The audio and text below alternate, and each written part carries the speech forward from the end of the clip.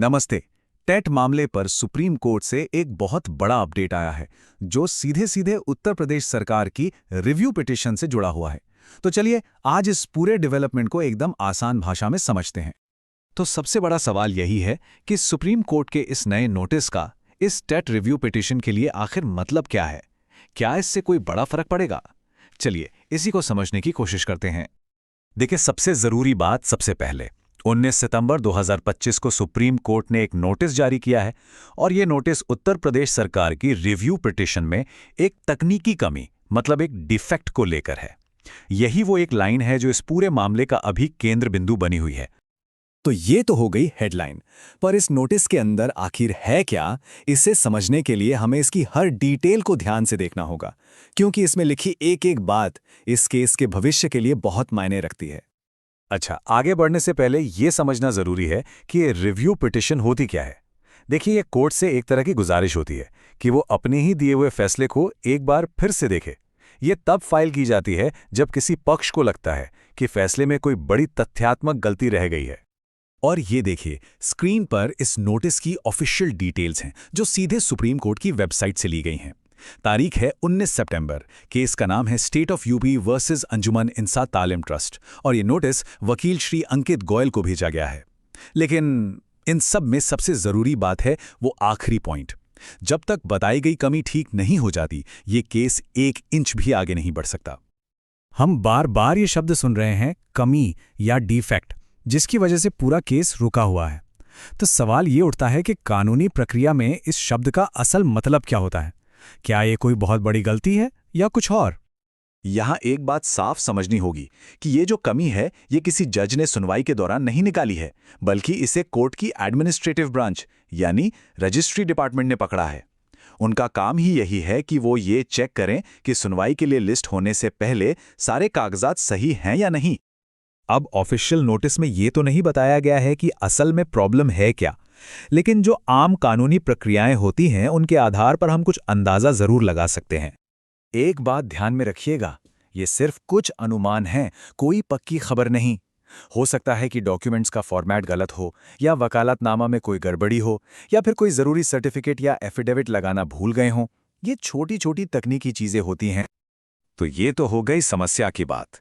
लेकिन देखिए, किसी भी कानूनी प्रक्रिया में समस्या से ज्यादा जरूरी होती है उसे सुलझाने की डेडलाइन, और इस मामले में घड़ी की सुइयां बहुत तेजी से घूम रही हैं। जैसा कि हम यहां देख सकते हैं, नोटिस जारी हुआ 19 सितंबर को और इस कमी को ठीक करने की आखिरी तारीख वो है 3 नवंबर 2025, यानी कि लीगल टीम के पास इस मुद्दे को सुलझाने के लिए अब ज्यादा वक्त नहीं बचा है। कानूनी भाषा में इस तरह की डेडलाइन को रिटर्नेबल डेट कहा जाता है। इसका सीधा मतलब है कि 3 नवंबर तक सुधार करना ही होगा। ये कोई ऑप्शन नहीं है, ये अनिवार्य है। तो 3 नवंबर की तारीख हमने देख ली, लेकिन अब सवाल ये उठता है कि अगर, सिर्फ अगर, इस तारीख तक ये कमी दूर नहीं हुई तो क्या होगा? यहां से इस मामले के परिणाम काफी गंभीर हो सकते हैं। अगर डेडलाइन मिस हो जाती है तो एक के बाद एक चीजें होने लगती हैं। सबसे पहले केस की लिस्टिंग रोक दी जाएगी, मतलब कोई सुनवाई नहीं होगी। फिर पिटीशन को ऑफिशियली डिफेक्टिव मार्क कर दिया जाएगा और अंत में सबसे बड़ा खतरा यह है कि पूरी की पूरी रिव्यू पिटीशन खारिज हो सकती है। और मान लीजिए अगर केस खारिज हो भी जाता है तो उसे दोबारा शुरू करवाने की प्रक्रिया और भी ज्यादा मुश्किल होती है। उसके लिए एक रेस्टोरेशन एप्लीकेशन फाइल करनी पड़ती है, जिससे केस में और भी ज्यादा देरी होती है और खर्च भी बढ़ता है। जब भी किसी बड़े केस में कोई डेवलपमेंट होता है तो अक्सर उसके साथ कई तरह के अफवाहें भी तेजी से फैलने लगती हैं। इस मामले में भी कुछ ऐसा ही हो रहा है। इसलिए ये बहुत जरूरी है कि हम हकीकत और अफवाहों के बीच का फर्क साफ साफ समझ लें। सबसे पहली अफवाह यह है कि सुप्रीम कोर्ट में सुनवाई हो चुकी है। ये बिल्कुल सच नहीं है। असलियत यह है कि अभी तक कोई सुनवाई तय ही नहीं हुई है, केस अभी लिस्ट भी नहीं हुआ है।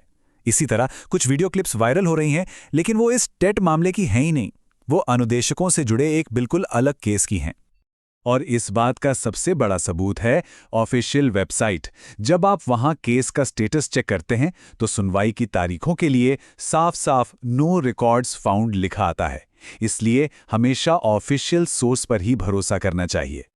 और हाँ, ये समझना भी जरूरी है कि ये मामला सिर्फ उत्तर प्रदेश का नहीं है। टेट क्वालिफिकेशन का ये मुद्दा एक राष्ट्रीय मुद्दा है।